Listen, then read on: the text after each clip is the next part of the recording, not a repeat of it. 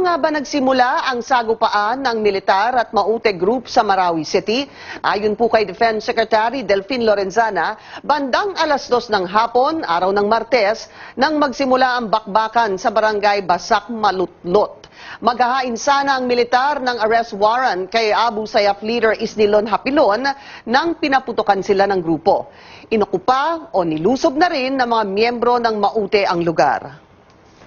At the same time, other groups also of the Maute and ISIS, group of ISIS, this Maute is ISIS-inspired, started also to occupy some establishment in Marawi City. They occupied the Amay Pakpak Hospital. This is a hospital under the DOH, the City Hall, City Jail, and part of the MSU compound. Yun, nabigla lang sila doon because they were expecting to arrest Mr. Isnilon. They didn't know that he was backed up by more or less about 100 armed fighters.